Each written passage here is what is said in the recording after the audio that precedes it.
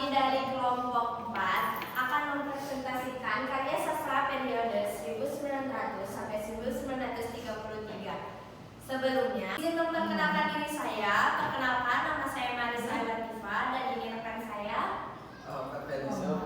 Dan ini rekan saya, satu lagi. Muhammad Jalis Kubo. Tidak usah berlama-lama, langsung saja kita akan menyampaikan materi yang disampaikan oleh saya diri sendiri. Pengertian sejarah sastra. Secara sederhana dapat dikatakan bahwa sejarah sastra merupakan cabang ilmu sastra yang mempelajari pertumbuhan dan perkembangan sastra suatu bangsa.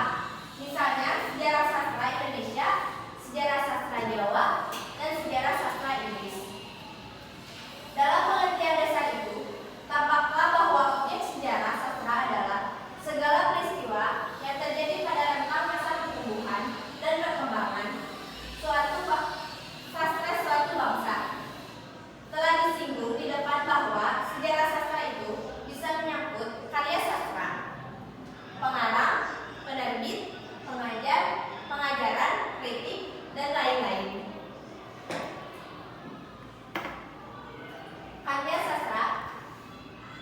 Karya sastra pada periode 1900 sampai 1933. Di sini karyanya yang pertama adalah ada bacaan liar.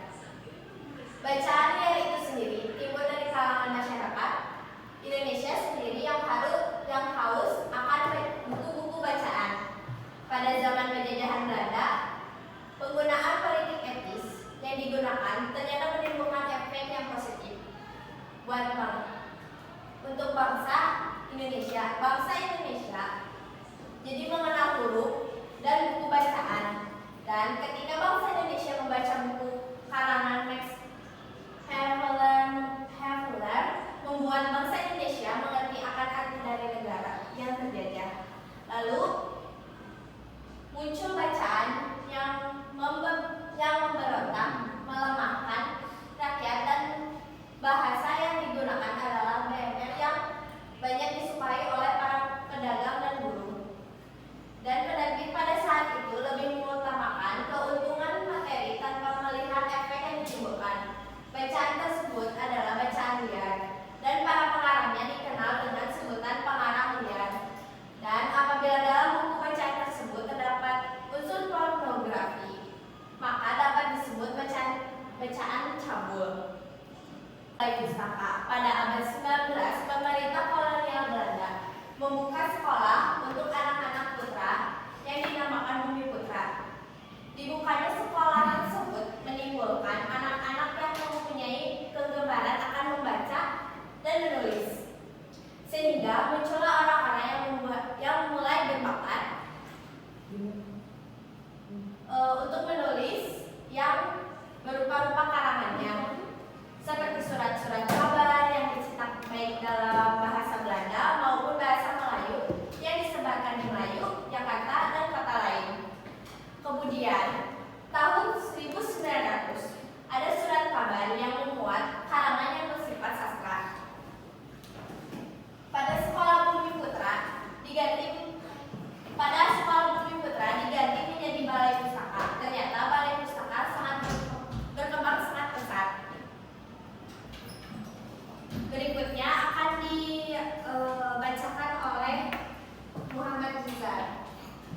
Berikut hal-hal yang diusahakan oleh Balai Pustaka. Yang pertama, supaya orang Indonesia yang pandai membaca, istimewa anak muda-muda lepasan sekolah, mendapat bacaan yang sesuai dengan kehendak pemerintah jajahan. Yang kedua, menghendaki supaya bacaan yang dikeluarkan Balai Pustaka harus menggunakan bahasa Melayu, Riau, bahasa sekolah yang telah ditetapkan dalam tahun 1901 itu. Yang ketiga, Balai Pustaka mempunyai pula sebuah badan yang bernama Komisi for the First Lecture. Badan itu bertugas memeriksa dan meneliti karangan-karangan yang dikirim ke Balai Pustaka dan menentukan buku-buku bahasa Belanda yang patut diterjemahkan kepada bahasa Melayu untuk diterbitkan oleh Balai Pustaka itu.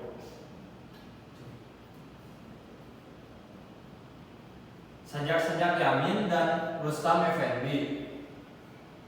Dalam majalah Jong Sumatera tahun 1920 dimuat sebagai sajak 9 seuntai dengan Muhammad Yamin yang berjudul Tanah Air.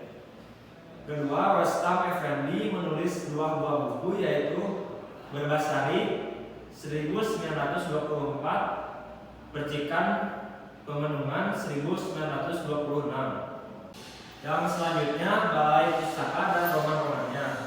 Yang pertama, roman Siti Nurbaya 1990-22 karya Marah Rusli telah berhasil mengeluarkan kritik terhadap berbagai keburukan adat kuno yang berkenaan dengan perkawinan.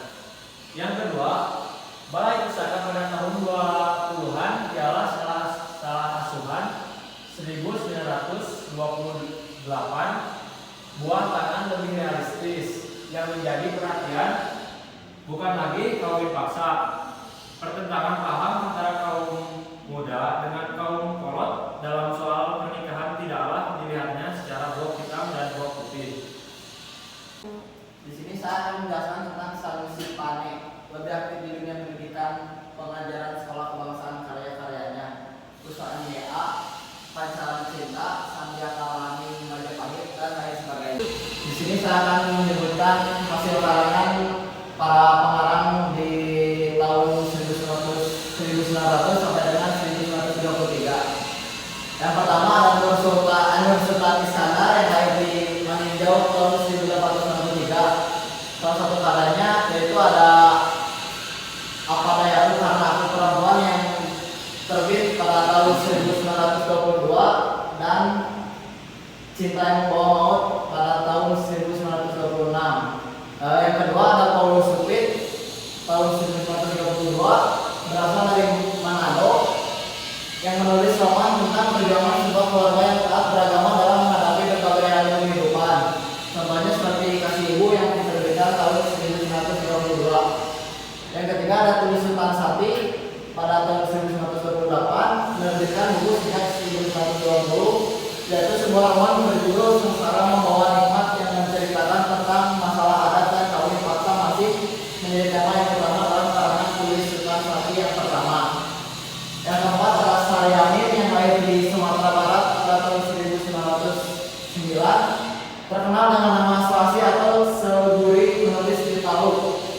Kalau tak untung 1933, melukiskan kecintaan 2 orang anak yang bersahabat sejak kecil, sama-sama sekolah dan sama-sama pula hidup dalam tak berkecukupan. Sekian yang bisa saya sampaikan. Mari dilanjut. Di sini ada contoh karya sastra periode 1900-1933. Nanti aku bakal kirim linknya dan kalian bisa nonton ya. Sekian presentasi dari kami. Mohon maaf apabila terdapat kekurangan, karena kesempurnaan itu ada ketika aku dan kamu disatukan. Kesekian tanpa terkasih, cukup sekian dan terima kasih. Kalau misalkan ada pertanyaan nanti langsung aja ya ke